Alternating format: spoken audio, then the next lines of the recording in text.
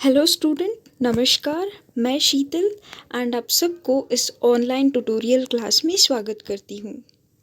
तो स्टूडेंट्स, आज हम इस क्लास में सॉफ्ट स्किल डोमेन की एक और इम्पॉर्टेंट टॉपिक के बारे में सीखेंगे, that is stress management. Okay, चलिए शुरू करते हैं। तो गाइस, क्या आपने ऐसे सिचुएशन को कभी फेस किया है जहाँ पे आपको बहुत सारे वर्क कंप्लीट करना है और किसी रीज़न के वजह से आप कंप्लीट नहीं कर पाते हैं एंड बिकॉज ऑफ दैट आप ऐसे फील करते हैं जैसे आप बहुत बड़ी प्रॉब्लम में हैं एंड उस प्रॉब्लम को आप कभी सॉल्व नहीं कर सकते एंड उसका कोई सलूशन नहीं है एंड वो बहुत बड़ी प्रॉब्लम है आपकी लाइफ में। क्या आपने कभी ऐसे फील किया है? अगर किया है तो उस सिचुएशन को एंड तब हमारी बॉडी जो रिएक्ट करती है उस बॉडी रिएक्शन को हम स्ट्रेस कहते हैं। ओके, तो आज इस क्लास में हम स्ट्रेस क्या है, उसकी कॉजेस क्या है, टाइप्स ऑफ स्ट्रेस एंड वो स्ट्रेस अपनी डेली लाइफ पे कैसे अफेक्ट करता है और उसके सिम्टम्स क्या है, और अगर कोई पर्सन स्ट्रेस को फील करता है तो उसको कैसे मैनेज किया जा सकता है, ये सब सीखेंगे। ओके ओके, चलिए सीखते हैं what is stress and what is stress management. Look at the first image, जहाँ पे एक एम्प्लॉय है, जहाँ पे उनको बहुत सारे वर्क दिया गया है and because of some reasons वो वर्क कंप्लीट नहीं हो पा रहे हैं एंड इसी वजह से एम्प्लॉय बहुत एग्जॉस्टेड एंड टेंशन फील कर रही है एंड ड्यूरिंग दिस टाइम जो बॉडी बिहेवियर होती है किसी भी इंसान की, उस बॉडी बिहेवियर को हम स्ट्रेस कहते हैं। अब आते हैं stress management. Stress management means वो एक टेक्निक और तरीका होता है जिसको अप्लाई करने से किसी भी इंसान की स्ट्रेस जो है वो मैनेज और कंट्रोल कर सकते हैं। Okay, now let's look at some standard definition of stress and stress management.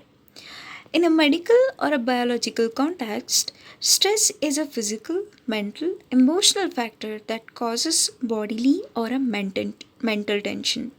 As I told you, जैसे मैंने प्रीवियस स्लाइड में कहा, वो एक बॉडी की बिहेवियर होती है। ओके, अगर कोई भी इंसान बहुत टेंशन फील करता है और डीमोटिवेटेड फील करता है तो उसकी बॉडी बिहेवियर जो होती है वो बहुत ही अलग होती है। ओके, एंड उस बॉडी बिहेवियर को हम स्ट्रेस कहते हैं। ओके, तो stress management, as I told you, stress management is a wide technique which aimed to control a person stress level.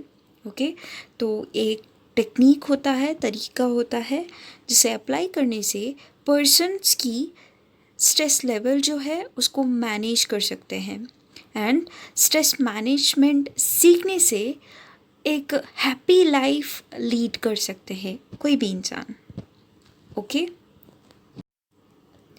Now let's look at causes of stress. Actually there are two causes of stress, एक internal stress है और एक external stress है। अभी इस slide में internal stress के बारे में पढ़ेंगे।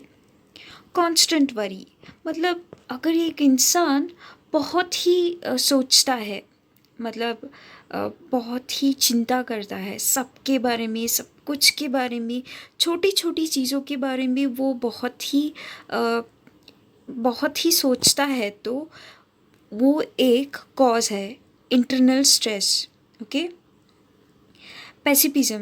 पैसिफिज्म मीन्स जो बंदा बहुत ही नेगेटिव होता है, जो पॉजिटिव शेड्स देखता भी नहीं है, इवन दो उसकी लाइफ में बहुत सारे ऐसे चीज़ हैं जो पॉजिटिवली है पर वो पॉजिटिव साइड को देखता भी नहीं है, सिर्फ नेगेटिव साइड्स को देखता है। जैसे सेकंड इमेज बोल रहा है, जहाँ पे एक लड़की है जिसकी लाइफ में ऑलरेडी बहुत सारे रंग है पर वो सिर्फ एक काली रंग और अब ब्लैक रंग को देख के, ब्लैक कलर को देख के अनहैप्पी है, हालांकि उसकी लाइफ में बहुत सारे ऐसे कलर्स हैं जिसको देख के वो हैप्पी फील कर सकती है।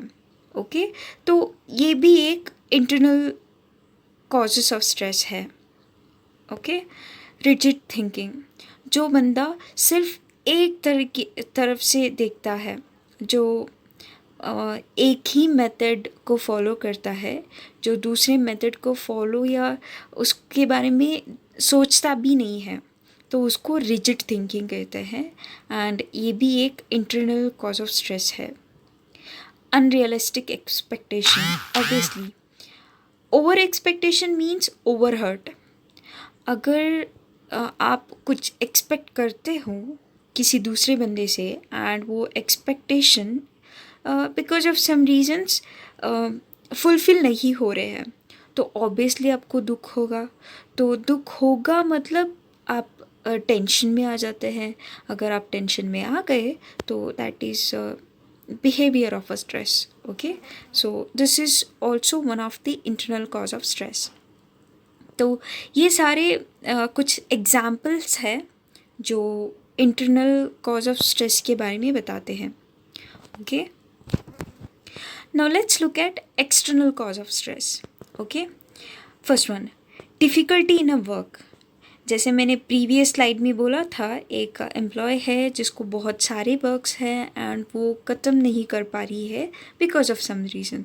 तो ऑब्वियसली आपको बहुत सारी वर्कलोड ज़्यादा होता चला जाएगा, और वर्कलोड ज़्यादा होते होते आपको टाइम नहीं मिलता रिलैक्स फील करने के लिए।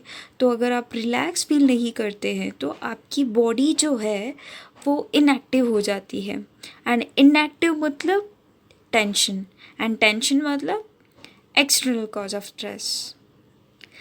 Clear? Now second image, family and children's.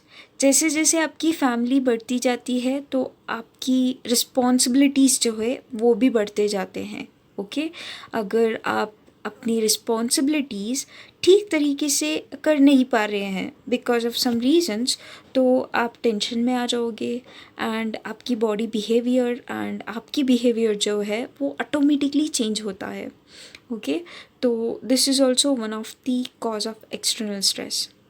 Okay, financial problem, obviously अगर इस जनरेशन में रहना है तो फाइनेंशियली हमको बहुत ही फिट रहना है। अगर नहीं रहेंगे तो कुछ विशेस होते हैं जो फुलफ़िल नहीं कर पाते, एंड बिकॉज ऑफ दैट हम टेंशन में आ जाते हैं एंड डीमोटिवेटेड फील करते हैं। तो this is also one of the cause of external stress. Okay, difficulty in a relationship. अभी आप एक रिलेशनशिप में हैं and because of your behaviour, okay, तो आपकी रिलेशनशिप जो है वो बैलेंस नहीं हो रहा है एंड कुछ ठीक नहीं है। तो आप obviously your body feels like disappointed and demotivated, कुछ ऐसे फील होता है ना। तो उस body behaviour says that you are feeling externally you are stressed. Okay, so these are some external causes of stress.